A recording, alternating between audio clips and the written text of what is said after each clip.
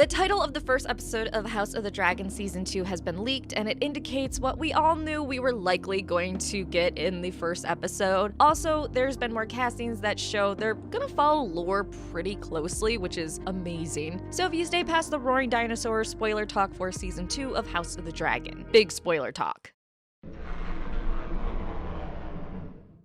Going right into it, the first episode of Season 2 reportedly is titled A Son for a Son, which obviously means Blood and Cheese will either happen in the first episode or the events of it will be set in motion in Episode 1. Also, you know, it's directly what 𝐷𝐴𝐴𝐴 says in lore to Rhaenyra via letter, a son for a son. If you're unfamiliar with Blood and Cheese, to which I say, why are you watching this video if you don't know the lore? Why do you like hurting yourself like this? Blood and Cheese refers to two individuals. Blood, an ex-Goldcloak who became a butcher after he beat a whore to death while raging drunk, and Cheese, who was a rat catcher aware of the tunnels throughout the Red Keep. They are hired by 𝐷𝐴𝐴𝐴 to kill one of Aegon II's kids. This leads them to sneaking into the Red Keep, rounding up Helaena and her kids, and making her choose which one dies. She picks the youngest, Maelor, who we're supposed to meet next season, but I don't think they're going to cast him. I haven't heard any rumors, anything, and we've heard rumors for the recasting of Helaena and Aegon II's twins, so I'm guessing she's just gonna have to pick between her twins. In lore, when she picks the youngest Maelor, they instead tell the little boy, "See, your mama wants you dead," and they kill the eldest boy, King Aegon II's heir, 𝑗aehaerys. Since Maelor likely won't be in the show, Helaena will probably pick 𝑗aehaera because Aegon II needs a clear male heir, and she doesn't want 𝑗aehaerys to die. But just like in lore, Blood and Cheese will instead kill 𝑗aehaerys in front of Helaena, which of course leads to her going absolutely insane and refusing to be around her remaining child. After this, Aegon II also becomes a violent, angry drunk, and it really just kicks off the whole civil war. In lore, 𝐷𝐴𝐴𝐴 is the one that contacts people in King's Landing loyal to him, including the White Worm, who is definitely still alive. I don't believe for a second she's dead, to kick off this event. He does this after taking Harrenhal for his wife. However, given 𝐷𝐴𝐴𝐴 is with Rhaenyra right now, he'll probably tell her a son for a son, and that Luke will be avenged while he's still on Dragonstone, and then he'll head to Harrenhal. Or if they keep him writing her a letter while at Harrenhal, maybe he finally gets word back from the White Worm of a plan to get revenge, and then 𝐷𝐴𝐴𝐴 sends a letter to Rhaenyra to let her know she'll finally get an eye for an eye. His letter is pretty intense. It says, "An eye for an eye, a son for a son.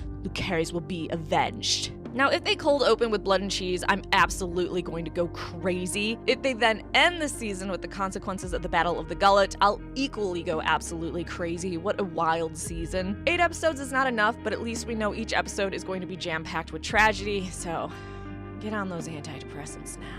However, if we're following leaks, and again, these are leaks, so it's not concrete, things may go a bit different in the first episode. There are reports that 𝐷𝐴𝐴𝐴 actually sneaks into King's Landing to get this whole plan in motion. While there aren't any leaks confirming who he talks to, it's assumed he either meets with the White Worm or talks to Blood, who is a Goldcloak that worked under 𝐷𝐴𝐴𝐴 and is still loyal to him. From there, a contact within the Red Keep, a servant named Cheese, is bribed to get Blood inside. After this event, after Blood and Cheese, it goes right into the leaks we've seen. The funeral procession is with 𝑗aehaerys, he has an open casket, and Alicent and Helaena are in a carriage following behind, as it's declared this is the work of Rhaenyra the Cruel, a comparison that will be used multiple times this season, and for good reason. The Greens are pushing a major PR campaign against the Blacks, which I am too. Real quick, here's a commercial break. Viserys Targaryen made lords and knights from all over the realm swear fealty to his daughter, Rhaenyra Targaryen. Decades later, he reaffirmed her position. Yet now we hear he changed his mind on his deathbed, and conveniently only Alicent Hightower was told, a woman that constantly tried to push Rhaenyra aside, even denying strengthening the Targaryen line. Are we to believe that the exchange of this power from Viserys to Aegon went smoothly without conspiring behind the scenes? Something is rotten in King's Landing, and it's the Hightowers and their offspring, Aegon II, usurper. And how many children does Aegon II have? Aegon and his sister wife Helaena have 2 known children, twins 𝑗aehaerys and 𝑗aehaera. Maybe a 3rd child, but who knows at this point. But what about Aegon's other children?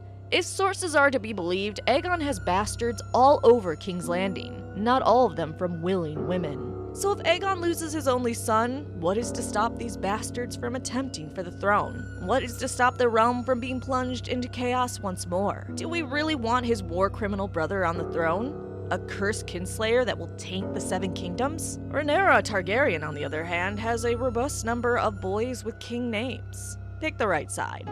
Pick Rhaenyra for the throne. If we're guessing episode events because of who has been where director-wise, it might end up that episode 1 sees the beginning of Blood and Cheese, episode 2 is when the death happens, and episode 3 is the funeral procession. I think that is way too spread out with them only having 8 episodes, so I'm hoping the leaks are a little bit off. Next, let's move on to new castings for season 2. We know the Triarchy is involved in season 2. If you remember, the Greens claim that the Blacks had it under control. Leaks have shown that Otto will travel to Dorne, the Stepstones, or Essos to treat with the 3 daughters and get them to join their side. By that point, the Blacks have control of the seas and have a blockade in the Gullet, which is bad news for the Greens because they can't import or export. People starving or not getting the resources they need means they turn on you really fast. While the meeting with Otto will happen early in season 2, the Triarchy actually appearing in force with their ships will likely be the last episode. As for casting, we know that Milos Bendis plays a Triarchy pirate and Bill Best plays a Tyroshi pirate. Milos could be playing the Lys Admiral that controls the ships that go up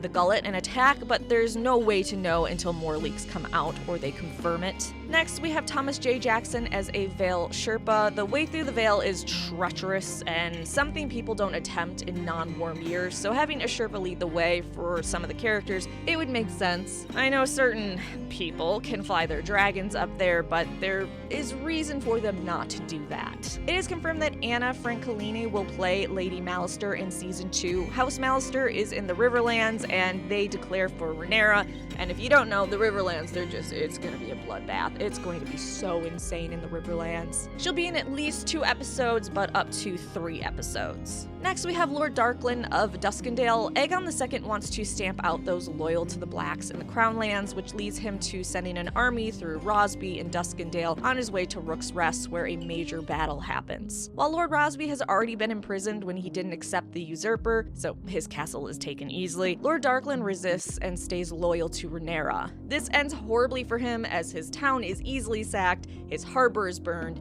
and then he's beheaded. I don't know if they've cast his future widow, but she will be terrified that Aemon is going to burn all of Duskendale with Vhagar.